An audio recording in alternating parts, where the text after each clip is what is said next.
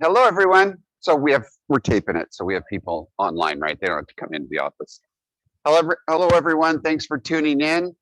Um, I don't, as most of you know, hopefully, that this is part one of a four-part series that I put together for the office.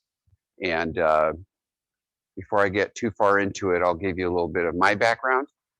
I'm the operating partner of this office. I am also the majority shareholder, so it was natural that I'd be the operating partner. And I moved to KW in 2013. I've been licensed for about 40 years. So I was in college.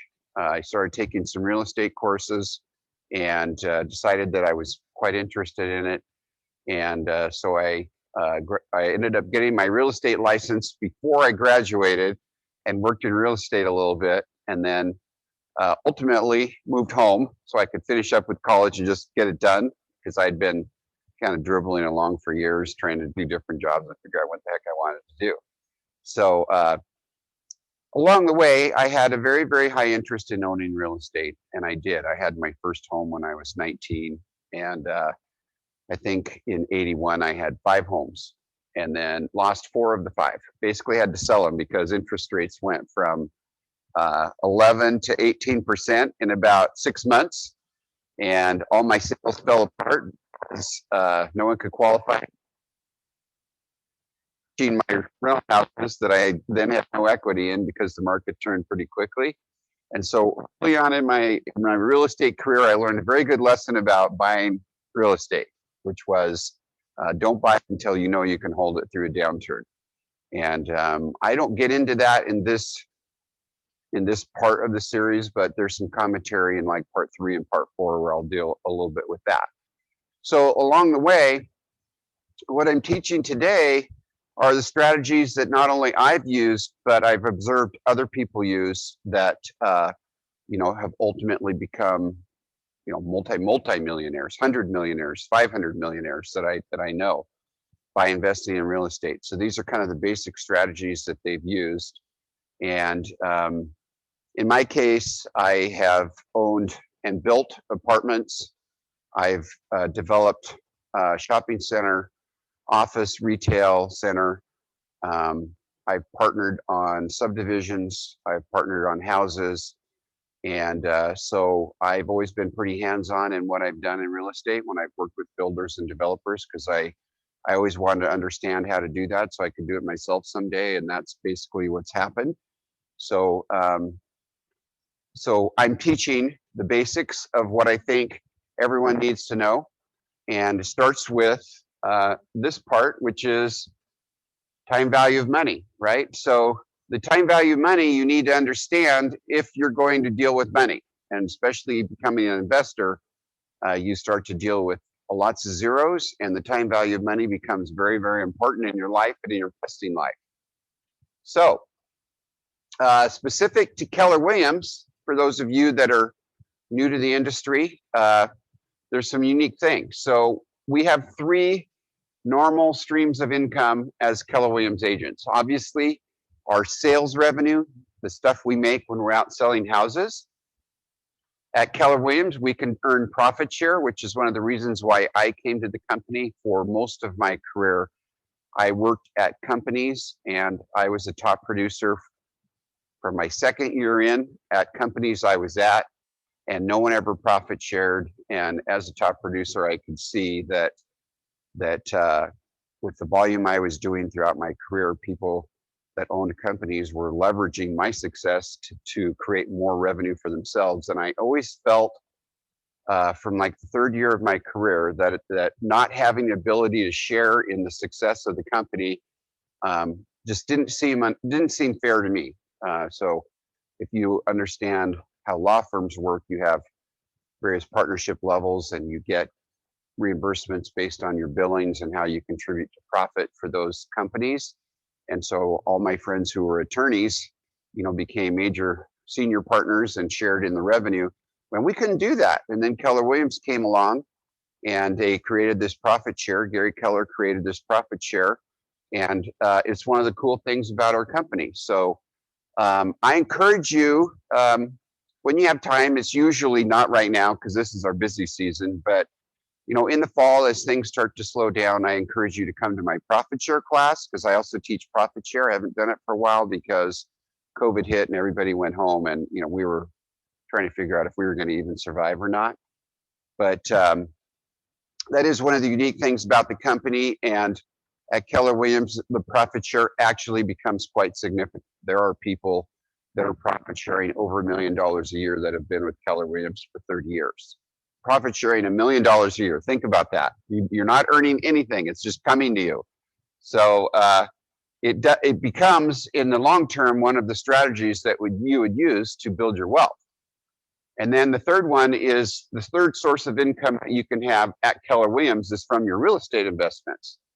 So your sales revenue, the profit share by building a profit share tree, and then real estate. So you can control real estate really easily, and that's what this course is about. I encourage you to attend my profit share class. We'll probably do that next month. I think for April, I believe we profit shared about, I want to say about $15,000 or $16,000. And so for 1 month, we gave money back to our agents that have a profit share tree. You'll learn about that if you attend the profit share class. Okay, so let's go back to financial basics. What is interest? Keep in mind for this class, my perspective of investing aligns very well with Dave Ramsey. And I am wired very similar to what he teaches in terms of being conservative with interest in your life. And so you'll realize that there's a perspective that I have about interest. And so call it what it is, that is kind of the way I model this. So interest is basically the premium you pay to a third party for a product or service that you want the benefit from today, but you pay over time to get it. And as Dave Ramsey would say, buying something today that you can't afford. So if any of you follow Dave Ramsey, and I was thinking this way before he ever came along, it's not unique to that. The theory of interest is that you're buying something that you can't pay cash for. Oops, and I forgot to do that. No, yeah, I forgot. It's in the back. Thank you. Sorry. So think about it. You want a TV, big, beautiful TV that's come out, and you don't have the cash, but you want that TV today. So you go buy it and you put it on credit, some kind of credit, either your Visa or Amazon credit or whatever you get. And now you make payments on it. So as opposed to paying cash, now you're paying interest. And interest is the cost of taking something and using it before you can actually afford to buy it. That's Dave Ramsey's perspective, and that's what I teach. So forms of interest. The common ones that we see would be you give cash to a bank, they want the money to loan to other people, they pay you an amount of interest for the right to use your money. We all know this, right? We put money into a bank, they take all of our money and they loan it out. They loan it back to us and they charge a premium. So they give you 0.5% and they charge 5%, and that's how they make their money. And so that's a very simple form of interest that we see all the time is in our banking. So going back to buying things, let's say that you want a couch today and you're going to make payments to the bank that include interest, and let's say it's 10% for the privilege to make those payments. So keep in mind, visas, I've seen a few visas as high as like 16.9%. And I have a visa that I've had for many years that's 6.9%, which most people don't see, but they locked it in for me about 30 years ago. And so forms of interest, 10% might be cheap, depending on what happens here. Some companies say the interest is only 5 or 6%, but then they raise the price of the product to make more money on what you pay, and you're paying interest. Oh, thank you. So let's use an example. The price of a couch is $1,200. You pay $100 a month for 12 months, right? Without interest. You just say, I'm going to pay you $100 a month for 12 months. That's $1,200. But now the financier, who's ever loaning you the money, wants to earn a risk premium. And using that 10% number, it's $120 a year. So 10% of 1,200, 120 a year, 10% a month. So your total payment would be that original 100 a month plus the $10 a month, or $110 a month. And so the final amount that you pay for the couch is really $1,320. And I would encourage everyone on the call to, before you purchase anything on interest, to look at what you pay for the product over time, whether it's furniture for your house or even a car. They do have to disclose today, if you finance a car, what you're actually paying for the car, just like they do a house. So if you've gone to the closing for any of your clients and you've seen the Truth in Lending form, it will say, here's all the money that you actually pay over the life of the loan. And it's that interest that I'm focusing on in this series that you want to get rid of in your life. And that's how you grow your wealth. So let's look at something that's a bigger number. You agree to pay $30,000 for a car, but you either don't want to or are unable to pay cash, so you finance it.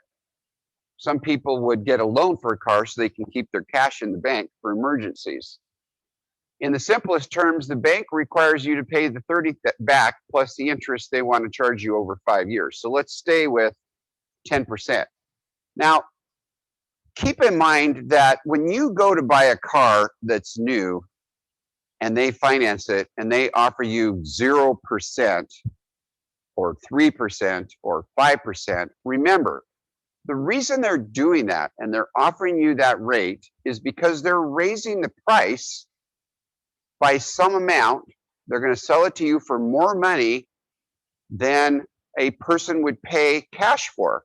So let's say that they were willing to sell a car for cash for $35,000, but for you to finance it, the sticker price would be $38,000, and the interest is really 0 for 3 years or 5% for 5 years. You're paying a premium to get the low rate of financing, and that's what people don't understand. But if you keep track of it in the back of your mind over the years, you figure out you pay more to get someone to finance something at a low rate. So in this case, the first year of interest, $30,000 plus 10% is $3,000. So I'm keeping this very basic.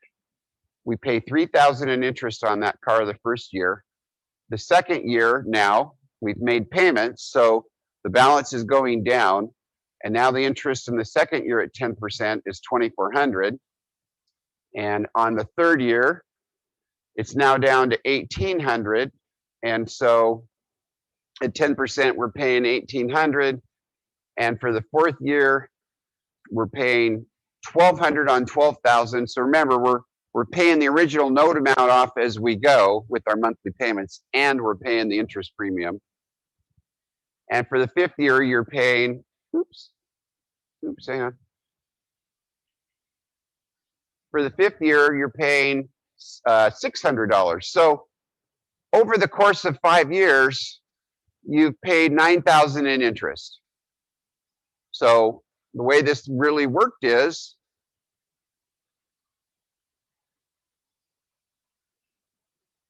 $9,000 divided over the 5 years, which is 60 months, is $150 per month. That's the interest premium. You paid $9,000 in interest over 5 years. If you divided it and wanted to know what your average interest component was, it was $150 a month. And the $30,000 divided over 5 years is $500 a month. So an average payment might be $650 a month. That's what you paid for that car. So if you take the principal amount and you take the interest that you paid over 5 years, you really paid $39,000 for the car. Now, this is really what's happening in the auto world, except they've learned to disguise it by offering you a lower interest rate to be able to hold their prices higher.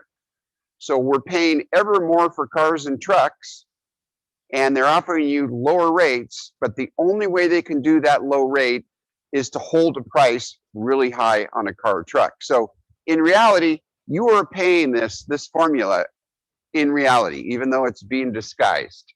So now let's look at the total financial equation of buying this car. So according to current depreciation rates, the value of a new vehicle can drop by more than 20% after the first 12 months of ownership. So think about that. Now we're looking at, so on the one hand, you look at what you're paying every month. On the other hand, you're looking at the asset and what the asset's doing. And just as a note here, in part 4 of my Millionaire series, I show you the difference between what's happening to your asset that's appreciating and what's happening to your note. And that's how you build wealth. In this case, I am talking about a depreciating asset, which would be your couches and your cars and your TVs, and real estate generally appreciates, and we talk about that in my series. We definitely have our downturns, but over a longer period of time, it's always appreciated. So in this case, it is true from Carfax that you lose 12 months of the value of the car. No matter what you paid for it, you lose 20%. So over the next 4 years, you can expect to lose 10% of the value. So that's from Carfax. I didn't make that up. That's from their studies. 20% year one, 10% for the next 4 years. That happens to equal half the value of the car. So, all right. So let's say that you made the 60th payment. Remember that 650, and then you sold the car for about half price after 5 years. Okay, you would sell it for $15,000. So you have to know this because real estate works very similarly, and if you don't take the time to understand the finance, then you really are not going to be as effective an agent when you sit down with people that want to buy real estate as an investment. That's why I'm doing this course. It should help you in life look at everything from a financial perspective and evaluate whether you really want to pay the price or not. But as a matter of practice in real estate, if you want to work with clients that buy investment properties, which those numbers can be huge. I've sold investment properties that have been valued at $10 million. So wouldn't that be nice? It was nice. $10 million. Keep in mind, they paid a 5% commission. My share was $250,000. So would your life change if you understood this at a high level and you could sell an investor a $10 million piece of property and you got a $250,000 commission in one closing? Would that change your life? Of course it would.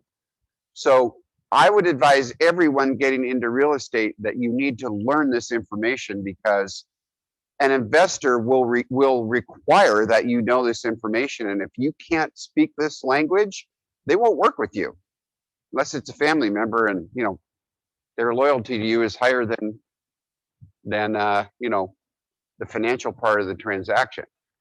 So in this case, though, back to the car. We bought the car for 30, we made all those payments, and then we sold it for half.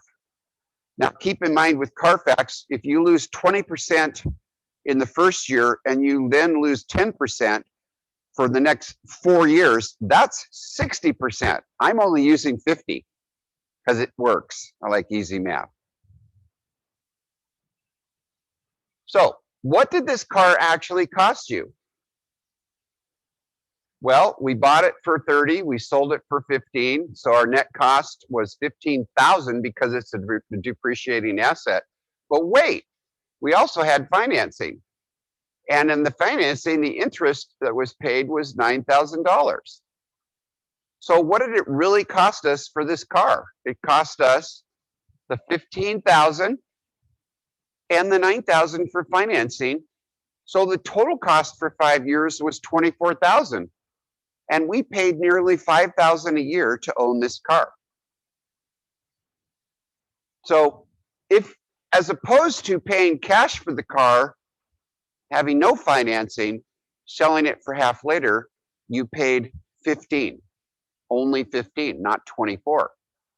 Well, you might say that's no big deal, except that it is a big deal when the cars start to be $50 and $60 and $70,000, and it is a big deal if you do this every 3 to 5 years, and over the life of your life, over 30 or 40 years, it ends up being a retirement. So that is important to know from the get-go. So let's look at another example. Let's buy a couch or car or TV. We call them depreciating assets. I did that. So let's look at an alternative. This is understanding finance in your life.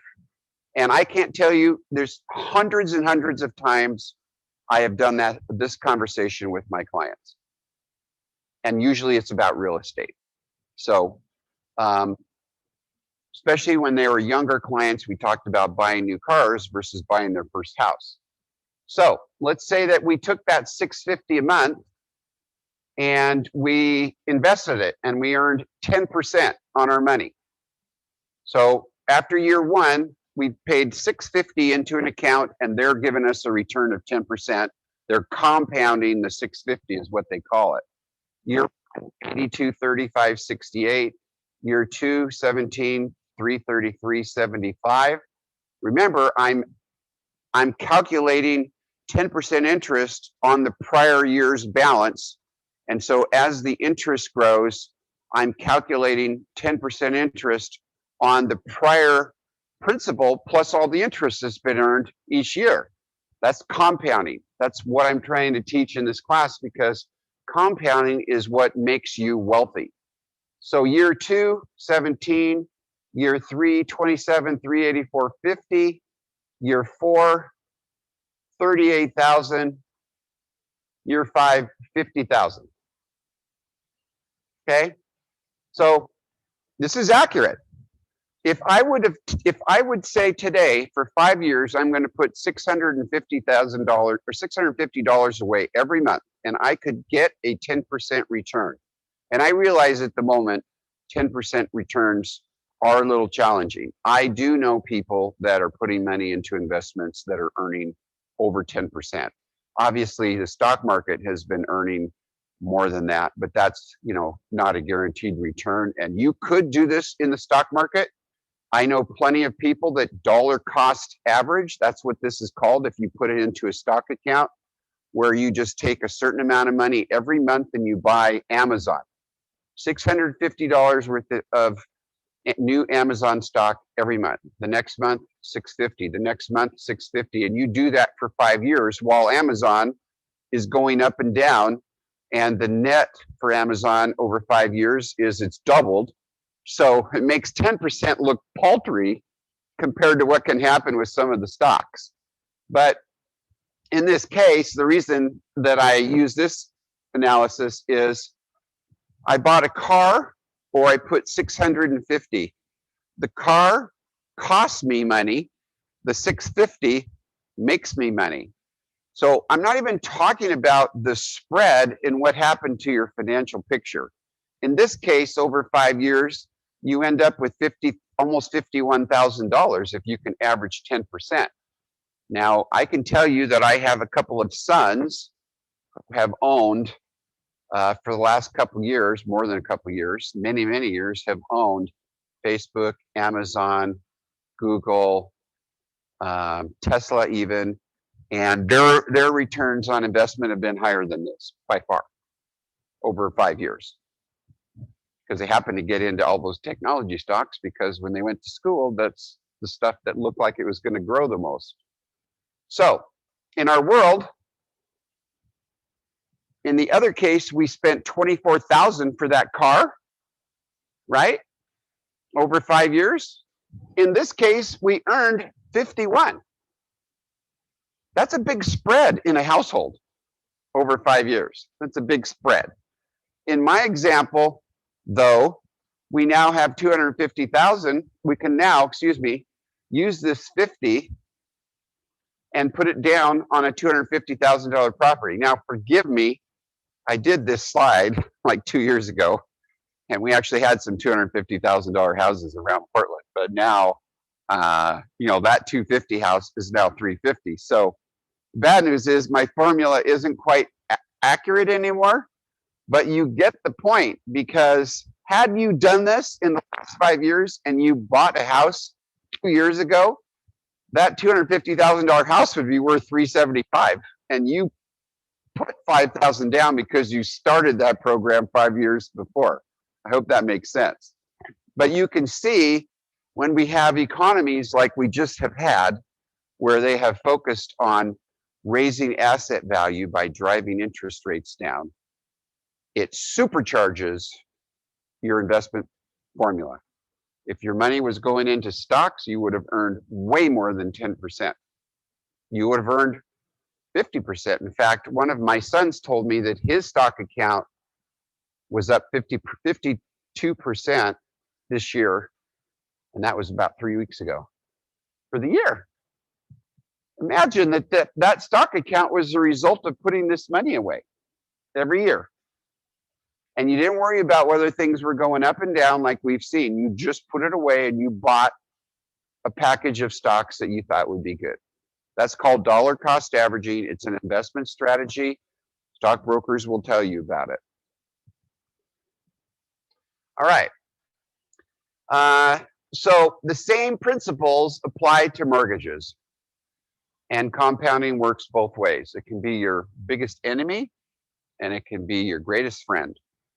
So in real estate, this is now why I've been talking about it. Let's talk about it in mortgages and real estate. By the way, if anyone has a question, just interrupt me, because I'm going fast. Hopefully, that's the way I like to learn. Keep moving. But if you want to ask me a question, just interrupt me. So feel free to do that. All right, so let's say we buy a home for $500,000, and we put a down payment of $100,000 down. That's 20% down. Can we buy a home for less than 20% down? If it's your residence, yes. Of course, you could do it with 0 down if you're going to the right locations. You could do it for 5% down. You can do it FHA for 3.5% down. You can do 10% down. You can do, anything above 0 down. Veterans can put 0 down. So if you know veterans, or if you are a veteran, you can put 0 down. In this case, we borrow $400,000, and let's use 4% interest over 30 years. So it's a little bit funny, because when I created this about 18 months ago, I think 4% interest is where the rates were. And you could buy $250,000 starter rental houses like in Sherwood and Oregon City and Canby and some of the outlying areas. You could actually get a pretty decent home for that. And so look how fast things have changed in 18 months. We had clients that were buying homes and closing at under 3%. So it's all relative to the moment in time, but the theory applies no matter what the interest rates are. In this case, on a $400,000 loan, 4% interest over 30 years is $1,910. And so what's the total cost of the mortgage? $687,478. So just an aha, you don't have to be a math wizard to get this number. You can go in and Google mortgagecalculator.com, and a mortgage calculator will come up on your phone, and all you have to do is put in the numbers, and it will tell you what you would pay over 10 years or 15 or 20 or 30, whatever type of loan you're talking about. So this is not hard to find. This is important to do with clients, especially young clients that want to own real estate. And it just so happens that we have a lot of young people coming to our company today. And universally, the ones that I've met have all said they want to own real estate. Now I'm thinking, why does everyone want to own real estate all of a sudden? Well, there's a lot of shows on TV that you can watch. And a lot of people are talking about the wealth that they've created by owning real estate. And it's true, you can. That's why real estate is so cool.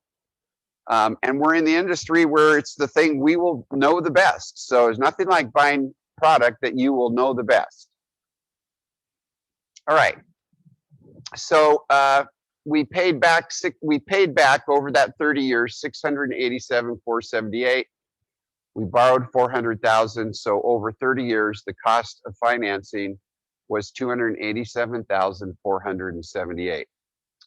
So what I just did was I said, okay, we started with a couch or a TV for 1,200, and then we went to a car. Now we're going to a house, and now you can start to see what interest can do over the years for your wealth. Okay, that's what I'm trying to accomplish here.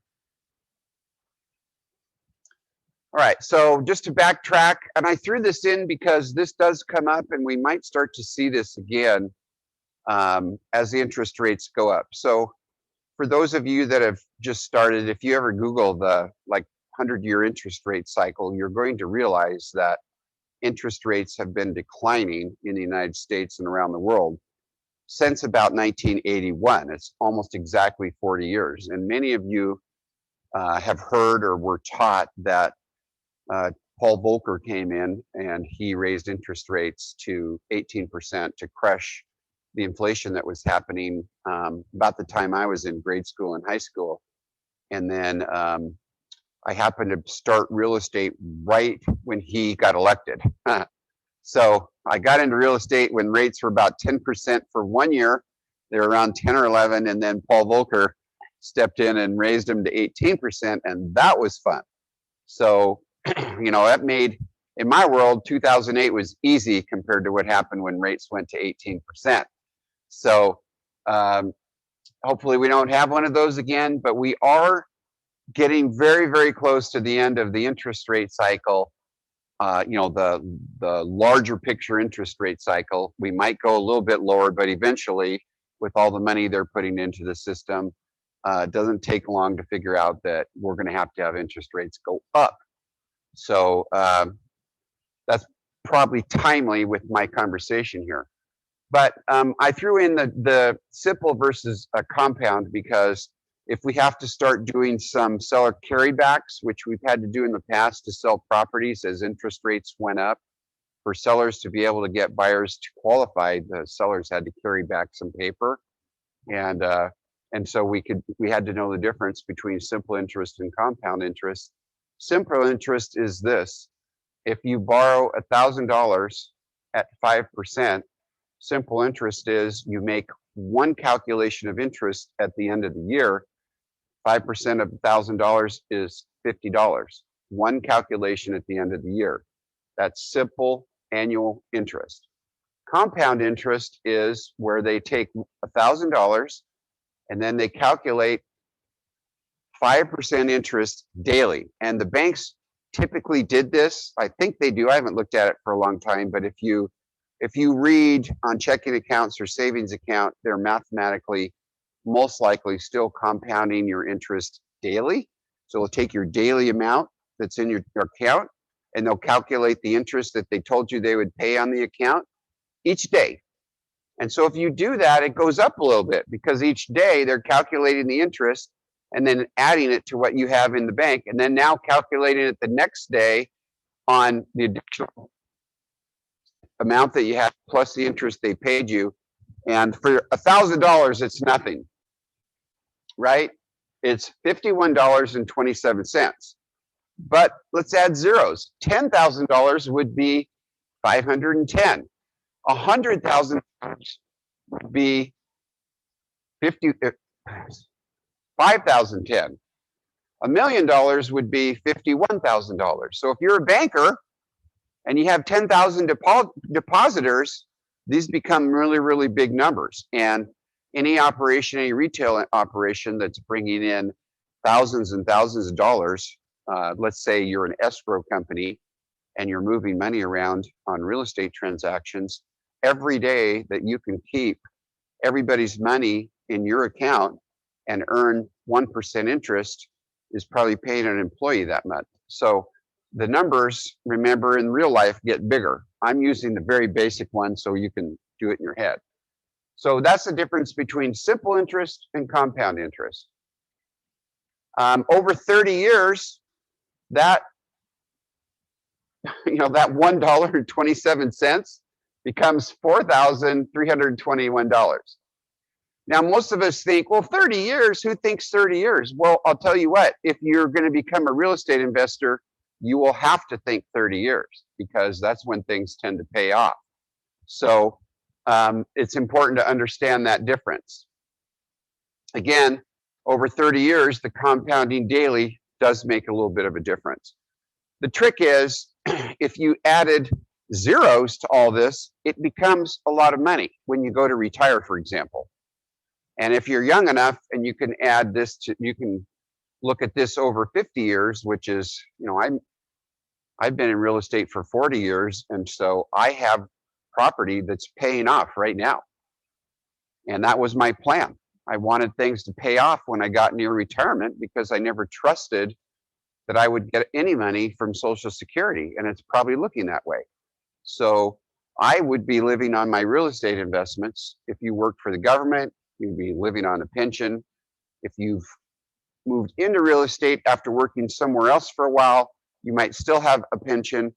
But the way things are going, if you don't start building as a realtor, if you don't do this yourself, you'll have nothing to live on, which is why I teach the course. So it's really nice after 30 years to start having single family homes pay off, or whatever you kept, apartment buildings, houses, land, whatever it is. And so here's my point. If you add zeros, this all starts to have a lot more meaning. Any questions? No one?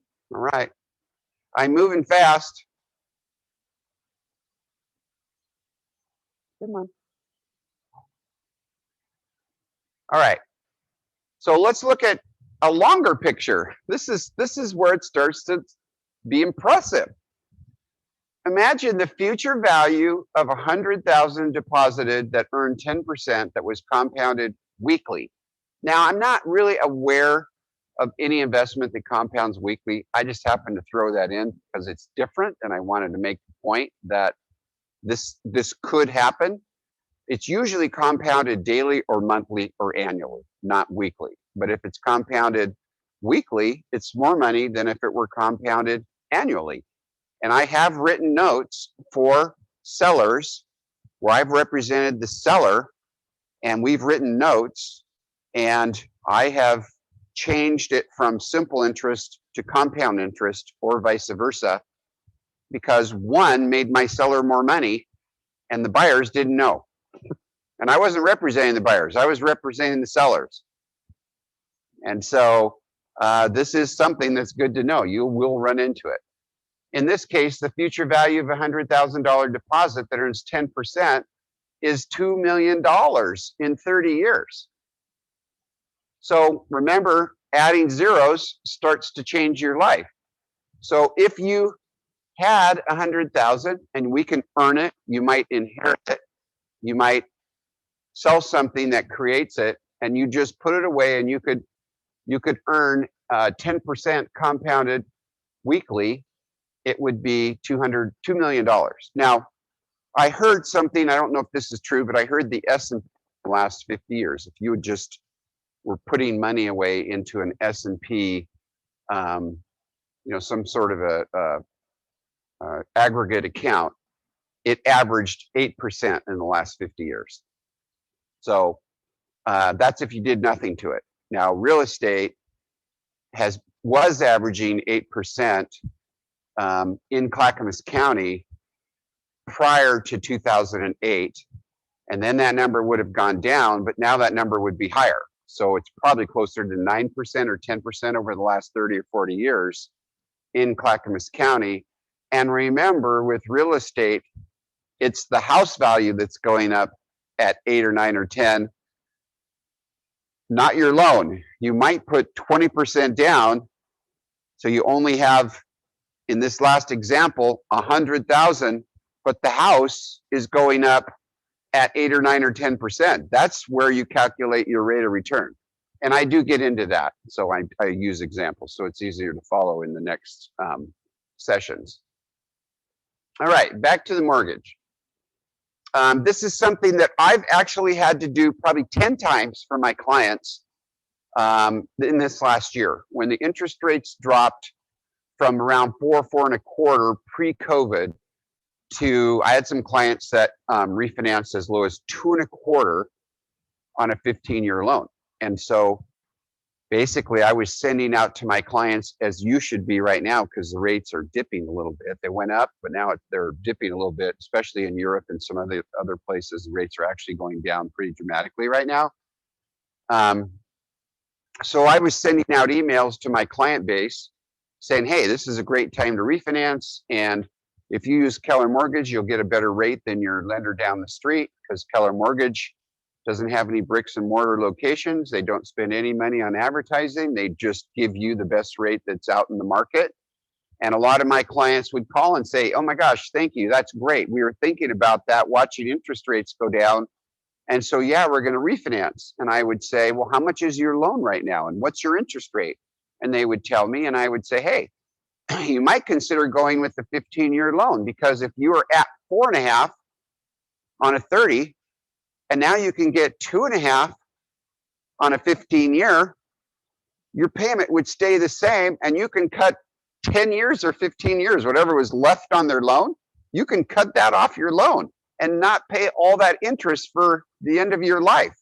And that's what people did. More of them went with 15-year loans because the rates dropped so fast.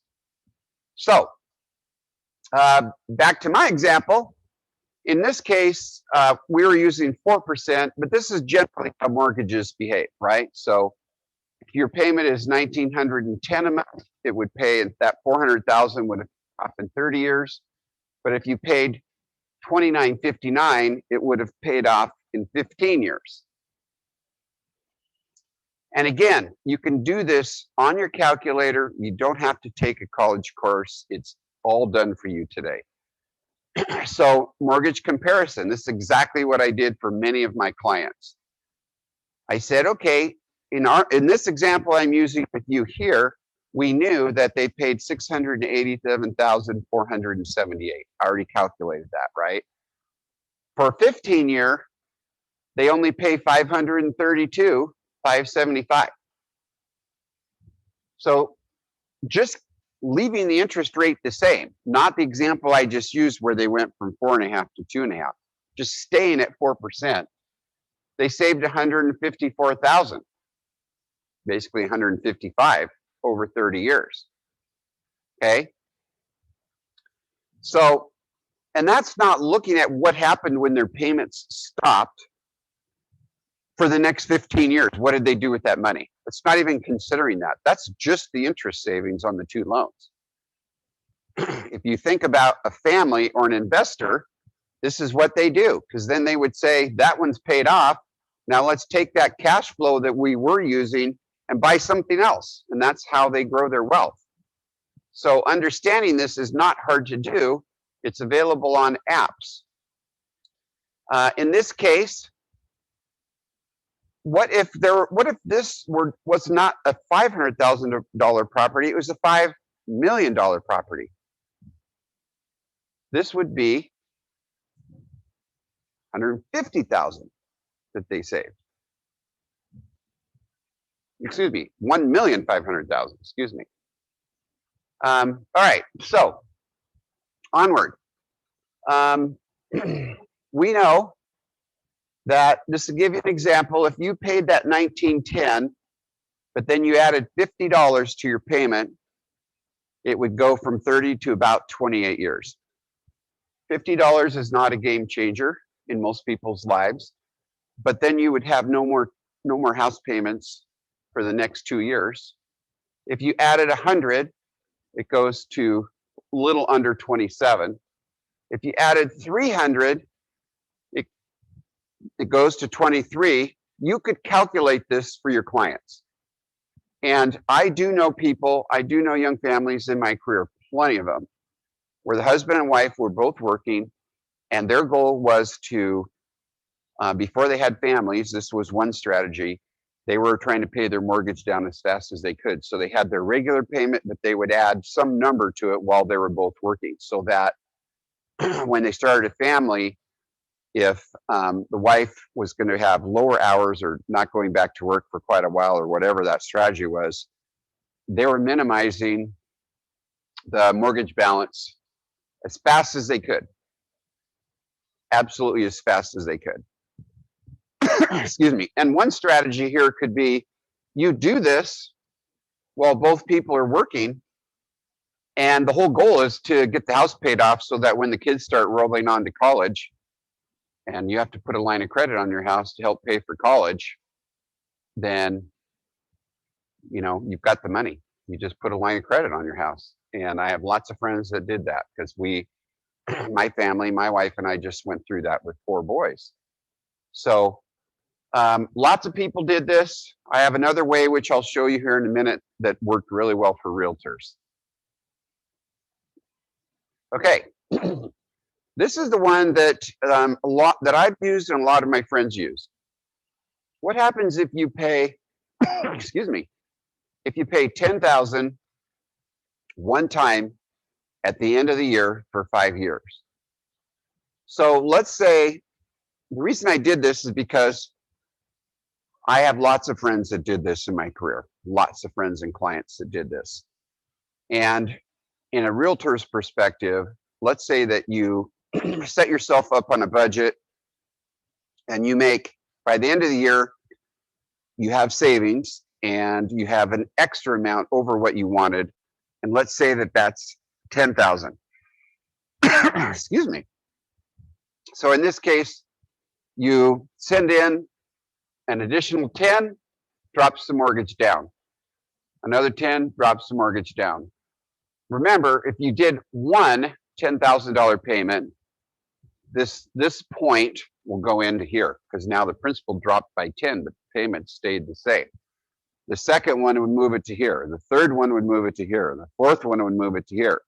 The fifth one moves it to here. So now instead of having a 30-year loan, because I paid an extra $10,000 for 5 years in a row, it became a 20-year loan. So lots of people I know did that. They didn't make additional monthly payments. They just, at the end of the year, they say they saved money and said, let's send it in on the mortgage to get that house paid off to build equity so we can be free sooner in our lives to move into a bigger house. Okay, so Dave Ramsey said that this is called deferred gratification for a bigger dream. So as young realtors or as realtors that want to own real estate, I guarantee you that if you buy real estate, you will be sacrificing something else. It's just the way of the world. You are choosing to have real estate be the priority, and it won't be the vacation home that you're going to leave vacant. It won't be, a new car all the time every 2 or 3 years. You're going to take money and you're going to say, I'm going to invest this because I want to change my life down the road. And that's deferred gratification. Dave Ramsey talks about it all the time. So let's look at another example. And when I did this, 350 would buy you a 1,200-foot ranch in Sherwood, which would be, a great rental home. So they will exist again as the interest rates start going up, values will taper. So we're probably going to see these again in the near future, but not right now when the government is buying mortgages and driving the interest rates lower and lower. So in this case, we put 20% down, that's 70,000. We borrow 280 on a 4% loan, and we're paying about 2,000 a month. We have taxes and insurance of about 500 a month, and that leaves $1,500 a month, and our payment is $1,340 on that $280 loan. So this example leaves you a little bit of extra money, not a lot, but a little bit of extra money. Now let's say we incorporate the strategy that I just talked to you about, because the goal is to get this house paid off as quickly as possible so that I get to enjoy that rental income stream for the second half of my life. And I say, let's do that 5, 5, 5, 5. Year 1, 10 for 5 years, not 5. Year 1, I add 10. Year 2, year 3, year 4, year 5. And then later, I do a 20. I can actually, a $20,000 lump sum. I can actually get that loan down to 10 years if I do this, because I did the math, which you can do online. So is this a big deal? I guarantee you that if you are successful in real estate, you will spend more money, you will make more money than you'll spend. You will. If you work hard, that's what you do in this business. You will make more money than you can normally spend. You will have years where you make a lot more money than you budgeted for, and you say, wow, now what do I do? Wow, this is going to change my life. And so this does happen. I've seen hundreds of realtors that have done this and known them. And in this case, you take that rental and you pay that off in 10 years. And for all the rest of that time, you now enjoy that. Remember, it was $2,000 a month minus principal and interest, or minus taxes and insurance of $500. Now you have that $1,500 coming in forever, in theory. So here's an example that I saw a variation of this, and I thought this was pretty cool. So once the rental's paid off, what if you use that cash flow? I put $2,000 a month for easy math, but remember, taxes and insurance are going to come out of this. But also remember that over time, the rents are going to go up faster than the taxes and insurance, which they do. So in Oregon, we have a 3% limitation on property taxes going up annually, unless the voters, vote for new school or special bond levy, which Oregonians unfortunately tend to want to do all the time. So it does go up a little faster than 3, but rents have gone up faster than, or you can look at rents. I think if after this year, if you look back, you're going to see that rents went up faster than 10% in the last 20 years. So the point here is, now you have that cash flow. You paid the loan off in that last example in 10 years by foregoing other things. But now you have this asset for the rest of your lives and it's paid off. What if you took that Mercedes now and it had a $700 a month payment, and so you bought a Mercedes? Would you have money left over? Yes. You'd probably have more than $1,300 left over, because if I'm right, the rents are going up faster than the taxes and the insurance are going up. And so you would have the full $2,000 to spend, and you could finance 2 cars, 2 Mercedes. And now it's not coming out of your pocket, it's coming out of the rental house. So the rental house, one rental house, is changing your life. And you could have money left over. 5 minutes, okay. I think I'm almost there. I think this is nearly the last slide. So the point being, sacrifice, make money in real estate, take extra money, and instead of increasing everything you do, spending more money on vacations and more money on cars, you sacrifice those until you can get cash flow from rental, and then let it pay for all of those things that you forego or went, and your life will be better. So imagine if you own a home and you buy a rental home to pay down instead of the home you're living in, and now you have 2. You have 2 homes that appreciate. So you have double the appreciation. You preserve the interest rate deduction on your home. You create greater tax savings with the write-offs, including depreciation. What if you do that? Now you get double the benefits. All right. There you go. Perfect timing. Okay, so part 2 is leverage. We talked about that a little bit. So that's your best friend and your worst enemy. Leverage basically means you put a down payment on something, preferably real estate, not depreciating assets like cars and TVs, preferably real estate because it goes up, and you leverage to make even more money. Thank you for watching and attending, and next month will be part 2. So it'll be monthly, we'll do part 2, 3, and 4. All right, thank you. Thank you, Austin.